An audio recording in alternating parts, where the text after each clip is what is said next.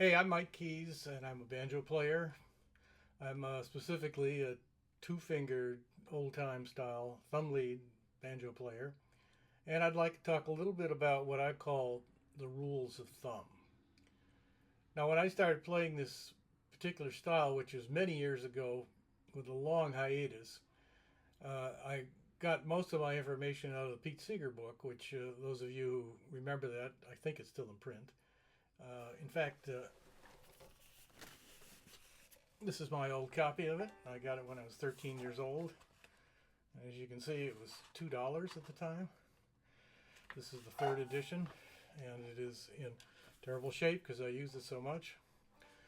But during COVID, I decided to start back with old-time banjo again, having played a lot of other styles, Irish, bluegrass, and others that caught my fancy. And but I kept going back to old-time music because I more or less grew up around it in the Nashville and Franklin, Tennessee area.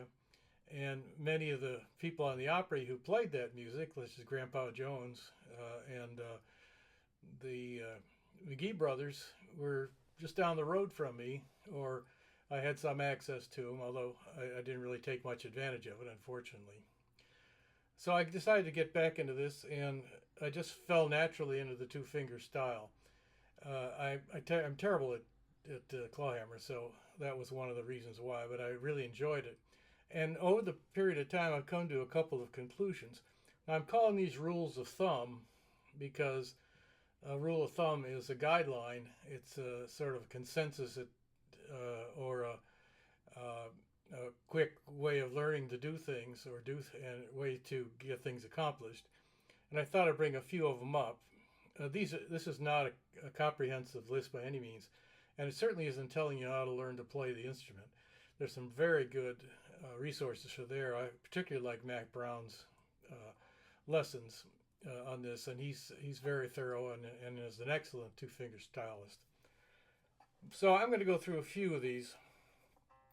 Um, they've helped me when I've had to deal with difficult passages or just to go ahead and throw away whatever the fiddler's doing and just doing what the banjo does best. I'm not advocating any strict adherence to the rules here, but I found it helped me develop a style, and I could find solutions a lot better using these. So the first thing is that tuning makes a difference. I grew up playing standard G tuning and bluegrass banjo, and as most of you probably know, all a bluegrass banjo player does is slip his capo on and go up and down the keyboard, and he plays a very specific style, be it Scruggs or Reno or melodic style or mix.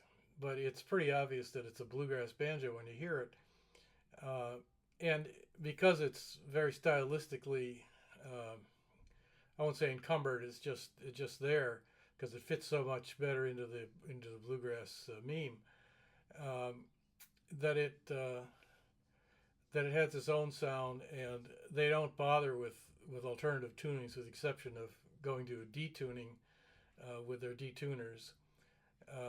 You very rarely see somebody go into a different tuning, except somebody like Nick Hornbuckle, who plays two finger style anyway. So I found that I was having a hard time dealing with the G tuning because I was so used to playing bluegrass licks on it that I just couldn't get my head around tunes in G until I discovered an alternative tuning, uh, which is what Adam Hurt calls the Sandy River Bell tuning, and it's got other names. But I found it's a lot easier to do that. My favorite tuning is the double C double D tunings, which I delve fairly deeply into, and I like it because you can play on the interior strings to get the melody out, and you still have the drones in the fifth string and the fourth string and the first string, uh, depending on what you're playing. So you get kind of an open. You can always get an open string at some point that's in harmony, or that you might hit accidentally. It just adds to the tune when you do that. I I as I pointed out, I'm not a fan of G tuning, but I have found myself recently trying to figure it out more, and it's becoming better and better for me. The Sandy River Bell tuning, by the way, is G E A D E, which is actually F D G C D capoed up to. So you can play an F for it, or if you feel like you have to play an A, you can capo up to the fourth capo, fourth fret. But I found it works pretty well. So the other aspect to this, to these tunings, is that I was recently at Banjothon, which is a where a lot of collectors of pre-war five-string banjos lurk, and they're all, of course, huge fans of Earl Scruggs. And I showed a few of my friends there the two-finger style, and the interesting thing was they couldn't figure out what I was doing, and so I was in double D tuning. That probably made a difference. They just couldn't grasp what was going on because it sounds fairly complex. But we didn't have enough time really to explore it very much because there was just so much going on at Banjothon. If you're interested, you really ought to go. It's every year in January in Knoxville. I find that with double D tuning, for example, that I play most of my melody on the second, third, and fourth strings, and that when I have to play a melody tune or note on the fifth string, or fourth string, I mean, the first string, I'll use my pointer finger to do it, which makes my thumb lead more of a compromise or a lick. But it really is something you have to do in order to get the notes. Instead of playing this note here the way you would on clawhammer, I play it here.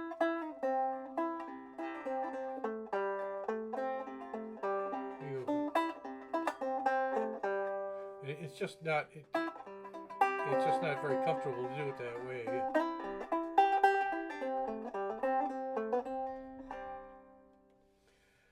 And then I'll go up the neck, and I figure right away I ought to explore the neck because that's where a lot of tunes go, and there are some tunes that just don't fit in first position very well. So you either have to play it high in the neck or some sort of compromise. But that's another rule of thumb, is that if I'm trying to find a note, I want to find it on the second, third, and fourth strings. Occasionally I'll use the fifth string and double up.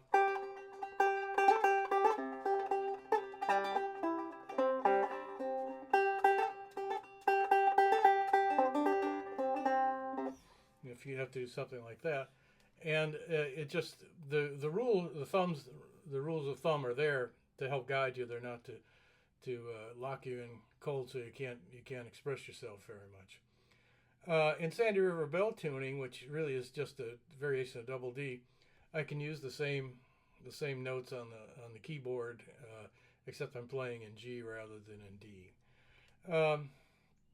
Now the other thing is that I found that I'll probably end up using three tunings, and I don't bother with some of the other tunings because I think you can more or less play the modal tunes in any one of those tunings. That you just have to use your imagination and figure out some of the really haunting weird sounds. There's ways of doing that, but if you find a tuning that's really specific to any tune that's out there, and this is what a lot of the old timers did, they just made up one tuning for one song or tune, then do it. Why not? It's something that can be very helpful, and it really helps your creativity. So that's the second rule of thumb. I really think is just stick with a couple of tunings, and learn them thoroughly. If you want to try other tunings, there's certainly no rule against it. It's a little bit of a learning curve, but I think after you've learned uh, a couple of tunings, you can get your head around a fourth or fifth or sixth tuning uh, pretty easily after playing some tunes that you know well, or using it as accompaniment for singing, and just see what's going to happen there. So I excuse me, I have some notes here. Uh, I found a couple of other things, especially in double D, that are a little bit different than what the standard rules for double thumb or thumb lead are. For example, it's very common for teachers to tell you to keep your pointer finger on the first string, especially and just play that and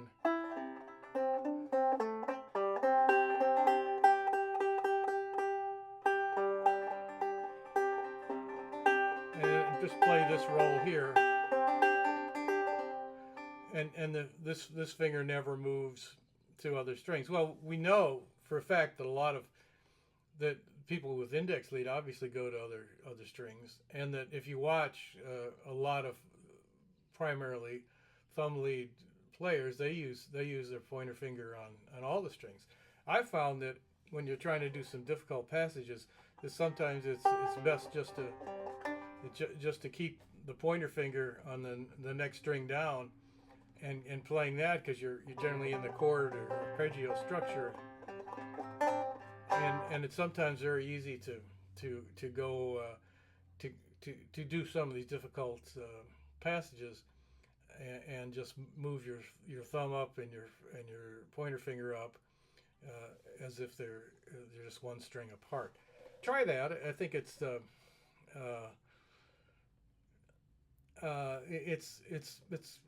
it works for me, and I don't even think about what my passing notes are or my grace notes are as a result of that. I just know I'm not playing an E note, which may not work with what I'm trying to do. Uh, and this kind of brings out the question of roll patterns. Um, when people ask me what I'm doing, frankly, I have no idea what I'm doing.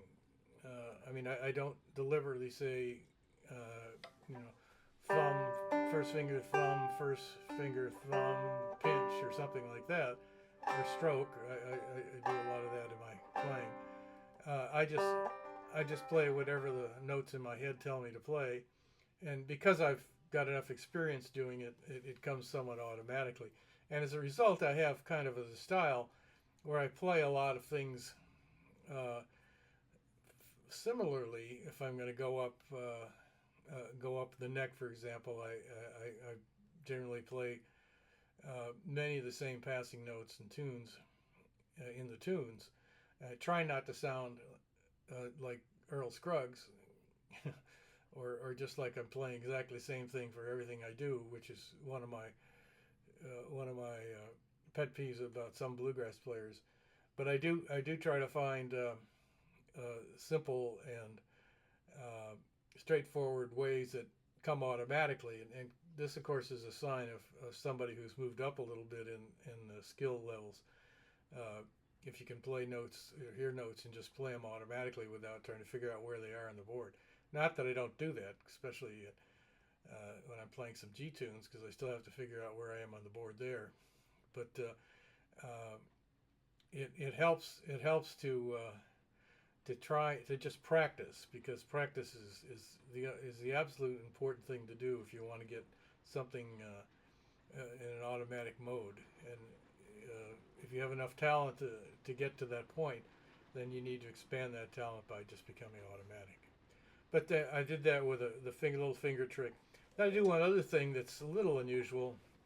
It's called back thumbing, in which I play I play one note after another by going down with my thumb and then up with the thumb. So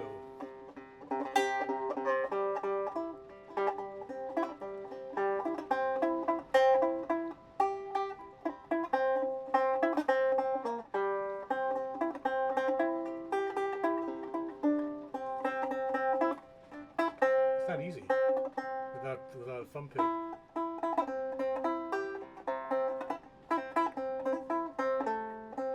And that's something I just started doing, and I'm just trying to work on some tunes, and I've got to practice more in order to get that right. But it's something to consider. It's not something I hear about, anybody talks about, and certainly I don't do it in bluegrass. Well, I may be wrong about that. And but I found that there are some passages I just simply can't play like the fiddle plays unless I do something like that. I do, of course, use all the other the pull-offs, the hammer-ons, the slides. Excuse me. And I try to play the tunes pretty much as the fiddle player does, because after all, the fiddle player is the one who's usually dominant in a session or jam, and they they they frown upon you playing a note that they're not playing at times. Most of the time they don't, because I have some good friends who are fiddle players. They just kind of laugh at me when I miss a note. But I found that basically the banjo is not a fiddle, which is obvious, but when you listen to clawhammer players, they're playing much more impressionistically for the most part. And when you hear a clawhammer player that is melodic, then it's pretty impressive because they start playing note for note. But the fact is, the banjo is not a fiddle, and sometimes it doesn't sound right if you play the fiddle notes and you just play something that's within the harmonic arpeggio, or you don't play the note at all. That's pretty common. But that's another rule of thumb, is that you're not required to play every note that the fiddle plays. So I call these rules of thumb. They're not going to teach you how to play the style of banjo, but they are going to help you think about what you're doing when you're starting to either on the learning curve, or if you're already playing at a fairly good level and you're having a little bit of trouble trying to figure out how to get out of the box. Just think about those and help develop your own style a little bit better. So I appreciate your time, and I do this because I love it. I hope to see you sometime at a festival or a jam. And so this is Mike Keys signing off.